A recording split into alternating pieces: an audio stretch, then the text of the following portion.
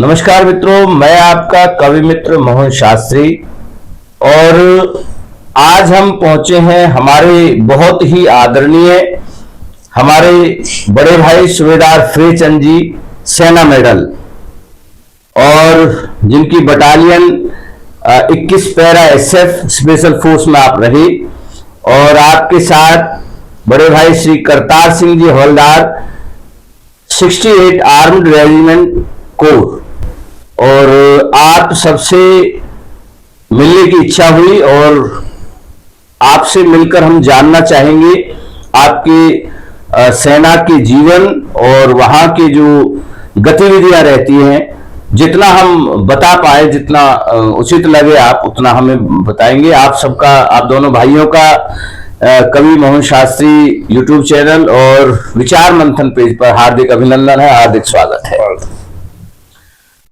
तो मित्रों, आज के इस पॉडकास्ट की, आज के इस वार्तालाप की मैं शुरू करना चाहूंगा कि मैंने कभी लिखा कि चेहरे पर मुस्कान सजाकर रखना तुम, बस इतनी पहचान बनाकर रखना तुम, देश देश हमारा रहे सुरक्षित यूं करना, दिल में हिंदुस्तान बसाकर रखना तुम। तो मैं शुरुआत भाई साहब फ्रेचंद जी से करना चाहूंगा कि अपना परिचय देंगे और उसके बाद आर्मी से जुड़ी हुई बातें। जी भाई साहब। जय हिंद दोस्तों, मैं सूबेदार फ्रेचंद, गांव जसाना, जिला फरीदाबाद से निवास करता हूँ। मैं जो है शुरू से ही फौज में जाने का बड़ा वो था। हमारे यहाँ पर एक जलसा होता था तिरुपति के अंदर, तो वहाँ फौज जंप करती थी तो हम दौड़ करके आते उनको देखते थे। तो हमने एक विचार आया कि इसी में जाना है हमने। तो ऊपर वाले ने भी हमारी सुन ली और मेरे को सीधा पैरा के अंदर भर्ती हुआ जी 1986 के अंदर। हमने ट्रेनिंग किया। ट्रेनिंग करने के बाद में हम अपनी यूनिटों में गए जी। तो हमें जो पहला ही मौका मिला सन 3 नवंबर 88 को मालदीव के राष्ट्रपति को एल्टीट्यूड में पकड़ लिया था। अच्छा। तो उसको छुड़ाने के लिए हमारे को मौका दिया गया और उसमें हमने पूरा भाग लिया। उसके बाद हम फिर पीस में आए। कुछ दिन पीस में रहने के बाद में फिर JNDA की तरफ चले गए। अभी मैं आपको रोक रहा हूं भाई साहब। मैं करतार भाई साहब से भी चाहूंगा कि आप भी अपना परिचय दें। आप भी आर्मी में रहे हैं तो आप भी अपना परिचय देंगे। जय हिंद दोस्तों, मेरा नाम करतार सिंह नागर, मैं गांव तगांव फरीदाबाद का रहने वाला हूं जी। और हमें अपने जीवन की बात आती है तो मेरे गांव में अगर हरियाणा की बात आती है तो सबसे ज्यादा फौजी होते थे। फर्स्ट वर्ल्ड वॉर में 185 आदमियों ने हिस्सा लिया लड़ाई के अंदर, वीरभूमि तगांव। हाँ, वीरभूमि तगांव, जिसमें से 31 आदमी शहीद हुए। तो स्कूल में जाते थे, जब स्कूल में नमन करते थे, जो भी VIP आदमी आता था सबसे पहले वहां नमन करता था। और परिवार से एक घर से हमारे से 3 फौजी थे जी। 4, उसमें कोई जाति धर्म सब बिरादरी से जी जी। उसमें हमें ये भी लगा कि हम 10वीं करते ही हमने सोचा कि हमें फौज में ही, सिविल में इतनी जल्दी नौकरी नहीं मिल पाएगी, फौज में हमें काबिलियत से शायद मिल सकती है। हम फौज में 1984 के अंदर जाना था 20 दिन पहले, लेकिन इंदिरा गांधी 31 अक्टूबर को गोली लगने से, मारने से वो शहीद हो गई जी जी। तो हम लेट हो गए 24 दिन। तो 24 नवंबर को 1984 में हम, जब मैं भर्ती हो रहा था तो मुझे फतेहगढ़ सेंटर की ही पता था। तो मैं कहने लगा वहां जो रिक्रूटर का साहब, मुझे तो फतेहगढ़ भेज दो। वो मुझसे बोला, मैं बहुत हल्का दुबले पतले शरीर का था, तो अरे बोला वहां मरेगा जा करके, आर्मर कोर भेजा में जा, सोच। और ये अहमदनगर जगह हमने पहली बार सुनी, लेकिन आर्मर कोर में हमें टैंकों में काम करने का मौका मिला 7-8 साल तक। फिर हम हेडक्वार्टर, आर्मी हेडक्वार्टर के अंदर आ गए, वहां बहुत अच्छा मौका मिला, जनरलों के साथ नौकरी करने का मौका मिला। और वहां से हमने जो मौका मिला, भावना ये थी जिसकी मदद की बात आई, किसी भी समस्या की आई तो हमने किसी से कोई रिक्वेस्ट करी, दूसरे के लिए कुछ भी किया, वो काम कराया। और उस काम का फल हमें पेंशन आने के बाद हमें अब महसूस होता है कि वो काम, जो अच्छा काम हमने किया था, उसका हमें फल भगवान दे रहा है। देशभक्ति की भावना, देशभक्ति से भरा हुआ जो जज्बा होता है। तो मैं भाई साहब की बात को आगे बढ़ाते हुए मैं आदरणीय हमारे सूबेदार फ्रेचंद जी से पूछना चाहूंगा कि जो मालदीव की घटना थी उसमें क्या, कैसे हुआ और कैसे आदेश मिला और क्या क्या वहां सेना की कार्रवाई रही? उस टाइम हम आगरा में डिप्लॉय थे जी और नए रिक्रूट थे। हमारी जो ट्रेनिंग वगैरह चलती रहती है, कहीं जंप कर रहे हैं, कहीं फायरिंग कर रहे हैं, कहीं ग्राउंड ट्रेनिंग कर रहे हैं जी। तो हमारे को जो है तकरीबन 2 बजे के आसपास मैसेज मिला कि आप लोगों को कहीं जाना है, लेकिन उस टाइम तक हमारे पास सीक्रेट था, हमारे कुछ पता नहीं था कहाँ जाना है। हाँ हाँ, तो हमने ये आर्मी का एक रूल भी होता हाँ जी। भी, चुप रखा जाता है। पहले इतना साधन भी नहीं होते थे, पहले कोई साधन भी नहीं था, कम्युनिकेशन भी नहीं था। जी जी जी। और जो हमारे अफसरों को पता था अभी कहाँ जाना क्या जी। जाना, हमारा खाली एक मूव करना था हमने वहां से। जी जी जी। तो वहां से हम आगरा एयरपोर्ट के ऊपर आए। वहां पर बाकी जो सपोर्टिव दस्ते थे उन्होंने सामान पहले पहुंचा दिया, अम्यूनिशन हुआ, राशन हुआ, जो भी कुछ हमारी जरूरत वाली चीजें थी वो वहां पहुंचा दिए। IL-76 एकदम तैयार खड़ा था वहां पर और हम उसके अंदर चढ़ गए। तो ये NSG की जो ट्रेनिंग होती है NSG भाई साहब, मतलब अच्छा अच्छा, जो आपकी स्पेशल फोर्स की ट्रेनिंग है, हाँ जी, वो शुरू से ही उसमें आप सीधे उसमें ही भर्ती हुए? सीधा उसी के अंदर भर्ती होता, पैरा के अंदर ही, और पैरा में इससे ही कमांडो के नाम से भर्ती होता। पहले हमारे कमांडो बोलते थे, अच्छा फिर अच्छा। बाद में सारे कमांडो होने लगे तो इसको स्पेशल फोर्स का दर्जा दिया गया। तो सामान्य जो हमारी सेना की जो ट्रेनिंग है और एक कमांडो की ट्रेनिंग, कुछ अंतर होता है? बहुत ज्यादा अंतर होता है। क्या कुछ बताना चाहेंगे, अगर बता सके तो? बिल्कुल बिल्कुल। जी जी। हमारा जो है ना सबसे ज्यादा जो है कमांडो 8 अक्षरों से बना हुआ है। अच्छा। और 8 अक्षर का एक अक्षर का कई मीनिंग है। अच्छा। तो ये चीजें जो जिस बंदे के अंदर हो जाती हैं उसी को कमांडो बनाया जाता है। बाकी तो जो इन्फेंट्री है ट्रेनिंग कम उनकी भी नहीं। अब 8 अक्षर कौन कौन से हैं? COMMANDO। हाँ, तो उनका एक्सप्लेनेशन क्या कुछ आप कहेंगे? अभी उसमें काफी लंबा टाइम लग जाएगा। मतलब देखिए, कॉन्फिडेंस। हाँ हाँ, एक बंदे को अपने ऊपर कॉन्फिडेंस होना बहुत जरूरी है। जी जी। ओ का मतलब होता है ओबिडेंट या ऑब्जर्वेशन, वो सारी चीजें आ जाती है। जी जी। वो उसके अंदर होनी चाहिए। एम का माइंड, उसका माइंड कैसे काम करता है जी, मेंटली प्रिपेयर में उस तरह से होना चाहिए।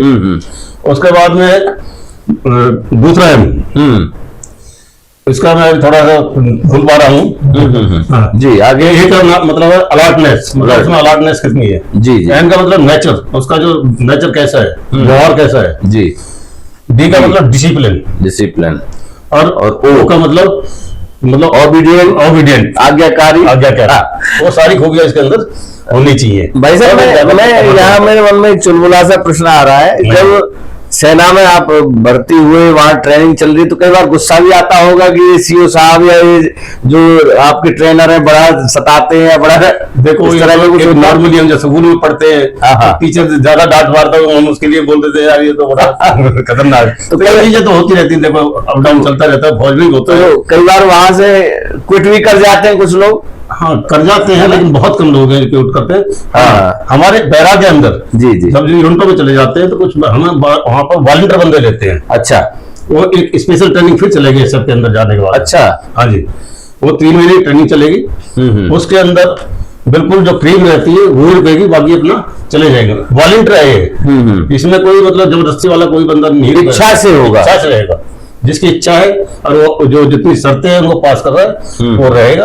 और J&K में क्या हुआ था? J&K में आप लोगों को सभी को पता है, जब 1990 के अंदर अपने जो वहाँ पंडित थे या हिंदू थे जी, उनको वहां से भगाया गया, पलायन कराया गया था, मारे गए थे। उनके साथ में बहुत वो चीजें ऐसी की गई थी जी जी, सभी देशवासियों को पता है सबको। उसके बाद में फिर वहां पर जो है मिलिटेंसी इतनी हो गई थी, फिर फौज का डिप्लॉय करना पड़ा बहुत ज्यादा। और वहां पर जो यही ऑपरेशन होते रहे, उनको पकड़ना, शांति स्थापित करने के लिए, शांति स्थापित करने के लिए वहां पर जो J&K के अंदर डिप्लॉय रहा। आपका एक जो विशेष हमारा 26/11 एक हादसा हुआ, उसमें विशेष योगदान रहा, तो उसका थोड़ा सा अगर बता पाए कि भी किस तरह से हमारी सेना ने वहां उस आतंकवादी हमले पर काबू किया और क्या क्या वहां गतिविधियां रही, अगर कितनी जल्दी हम कवर कर पाए और क्या क्या हुआ, जितना आप बता सकें, जो उचित हो। जी जी।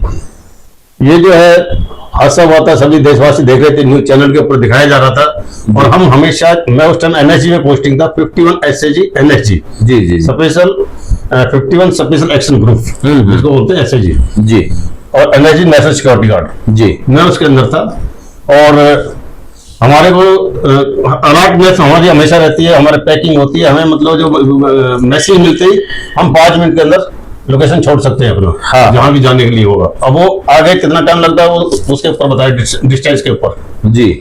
तो हमारे को वैसे ही जैसे ही मतलब न्यूज देखने लग गए थे, तो वो अलर्टनेस तो हमारी पहले से ही थी और अच्छी हालत में अपनी तैयारी कर ली थी हम लोग। तो फिर हमारे को तकरीबन जो है 8 या 9 बजे के क्यों अफसरों को मिलते हैं आदेश, हमारे पास में तो लेट आते हैं, लेट आए तो तकरीबन 8:30 बजे हमारे को ये मिल गया था भाई मूव करना है जी। तो हमने वहां से आए, अपने ट्रुप्स इकट्ठे किए, ट्रुप्सों को लिया, ट्रुप्सों को लेकर के गाड़ियों में मार्च किया और हम सीधे दिल्ली एयरपोर्ट पर आए। अच्छा, एयरपोर्ट के ऊपर हमने जो अपना सामान था, अम्निशन था, वो सारा लोड किया और हम वहां से पहुंच गए बॉम्बे जी, मुंबई बोलते हैं आजकल। हाँ हाँ, मुंबई पहुंच गए।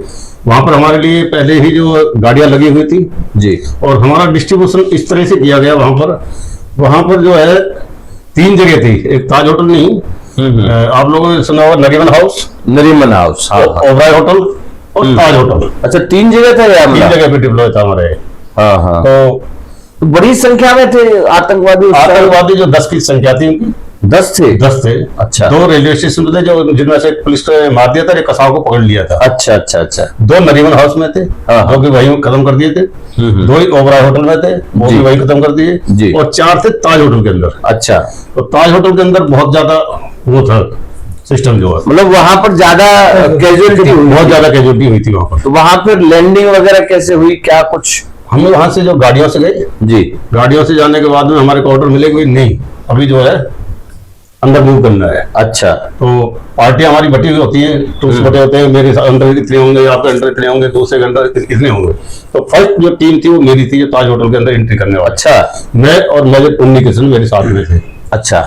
और मित्रों, मैं देखिए कितना बड़ा एक कलेजा चाहिए कि आपके सामने शत्रु खड़ा हुआ है और आपको उसे एक तरह से मारना है, पकड़ना है। तो मैं मतलब पूछना चाहूंगा, उन्नी कृष्ण जो शहीद हो गए थे शायद, हाँ जी, है ना? हाँ जी। तो उसके बाद क्या हुआ भाई साहब? अभी इससे सही तो लास्ट में होते हैं। हाँ हाँ, मतलब हम अंदर हम घुसे हो गए थे उस समय की घटना है, तो इसलिए कहा मैंने। अच्छा, कोई बात। जी, अभी जब हम अंदर घुसे तो अंदर का बहुत वैसा नजारा था वहाँ कि लोग जो आए हुए थे, मार रखे हैं, कोई इधर पड़ा है, कोई उधर हम पड़ा है। विभत्स था, काफी स्थिति खराब थी, हाँ, दुखद घटना थी वो घटना थी। जी जी, बहुत ज्यादा रोष आया और फिर जोश भी आया। अभी हमारे देश के साथ इतनी बड़ी गद्दारी की है तो इसको एक एक को चिन चुन करके मारेंगे। हमने वहां से एंट्री कर दिया। एंट्री करने के बाद में हमने पोजीशन लेते रहे, देखते रहे, आगे बढ़ते रहे। आगे बढ़ने के बाद में चलते रहे। फिर हमने देखा नहीं, ये नीचे से कार्रवाई नहीं हो पाएगी। अच्छा, क्यों? अब वो जो खुला हुआ है, अगर एक भी ऊपर बैठा हुआ है, उसने हमारी पोजीशन देख ली सबको तो वो सारा खत्म हो जाएगा। तो हमने प्लानिंग चेंज किया जी। और हम ऊपर पहुंचे, छत के ऊपर। अच्छा, फिर वहां से हमने नीचे आना शुरू किया। अच्छा, तो ये हम जो है 26 को ये होता, 27 की सुबह। अच्छा, तो 26 को तो शाम को हो गया था कांड। हाँ हाँ, और इसलिए इसका 26/11 का नाम दिया गया। तो 27 को जब सुबह हम वहां से सर्च करते हुए नीचे डाउन होते हुए आ रहे थे, तो वहां पर जो लोग बाग इतने डर चुके थे कि वो गेट खोलना भी बड़ा मुश्किल कर रखा था। मुश्किल था। हमें अपनी पहचान बतानी पड़ रही थी, भाई हम सिक्योरिटी आ गए, हम फौजी आ गए हैं, अभी आप दरवाजा खोल दो, आपको कोई आपत्ति नहीं, कोई मतलब दिक्कत नहीं है, हम आपको निकालो जी। तो जितने भी बंदे उनमें मिलते थे कमरों के अंदर, उनको हमने इकट्ठा करना, 5, 7, 10 जितने भी मिले, फिर एक टीम के साथ सिक्योरिटी के साथ में उनको नीचे बाहर निकालना, अलग हो जाए, अलग निकालना। जी जी। अब हमारे को तो सब ये नहीं कह सकते भाई इसमें सिविलियन मिलिटेंट्स कहीं भी हो सकते हैं। जी जी। क्यों? जैसे ही हमारा पता लगा तो वो भी कभी कहीं फायर करते थे जाकर के, कभी कहीं फायर करते थे, उनको पूरा पता लगा। कारण क्या था? मीडिया हमारी लाइव दिखा रही थी इस चीज। हाँ, उस समय पर मीडिया जो है, कई बार मित्रों ये बड़ा एक दुखद हो जाता है कि मीडिया ऐसे विषयों को कई बार लाइव करती है, तो वो कहीं ना कहीं नहीं करना चाहिए, नहीं होना चाहिए था। जी जी। जिसकी वजह से क्यों उनके पास में पूरी खबर जा रखी है। अभी एनएसजी वाले आ गए हैं, अभी नेवी वाले आ गए हैं, अभी मैरीन कमांडो आ गए हैं जी जी। और कहां पर क्या हरकत कर रहे हैं, और हमारे को पता ही नहीं कि वो कहां पर बैठे थे। उनके पास में पूरा कम्युनिकेशन था, इसलिए वो जगह बदल दी करते रहे वहां पर। सुबह तक कितने बजे तक समाप्ति हुई, मतलब कितने बजे तक काबू कर लिया गया? ये तो हमारे को तकरीबन 68-70 घंटे लगे थे। पूरा 2-3 दिन, 3 दिन चला? अच्छा, हाँ जी। तो हमें तो केवल 26/11 का ही पता है। नहीं, वो नाम लेकिन एक सैनिक की जुबानी हम जान पा रहे हैं कि लगभग 3 दिन ये जो हमला था उसका मुकाबला किया गया और हमारे जाबाज बड़े भाई फ्रेचंद जी उसमें साक्षी रहे और गोलियां भी लगी थी भाई साहब? गोली लगी थी पैर में, लेफ्ट पैर में। लेफ्ट में? हाँ जी, हाँ जी। अच्छा। तो मैं किक आउट कर रहा था गेट को। जी जी। तो मिलिटेंट्स ने, वो तो तैयार था क्योंकि हम तो बोल करके जा रहे थे। हाँ। अब गेट खोलो, नहीं खोल रहा था, हम आ रहे हैं जी। तो जब गेट को खोलता नहीं था, हमारे पास मास्टर की थी, हाँ। उससे गेट को खोलना जी। और सफर हम भी होके जाते थे। क्या इसमें मिलिटेंट किसी में भी हो सकता है, किसी में, हाँ, वो वो तो- तो कहीं भी हो सकता है, कोई ये नहीं है इसकी पोजीशन है। जी जी। तो जैसे ही मैंने किक आउट गेट किया, गेट आउट करते ही तो बस फर्क इतना हो गया, उसकी राइफल नीचे हो गई, मेरी से उसके सीने में चली। हाँ, एक सेकंड का, हाँ। एक सेकंड का, हाँ, सेकंड से भी आधा हिस्सा मान लें कि भाई एक सैनिक की जिंदगी जो है किस तरह से देश के लिए समर्पित होती है कि वो मैंने तो कभी कहा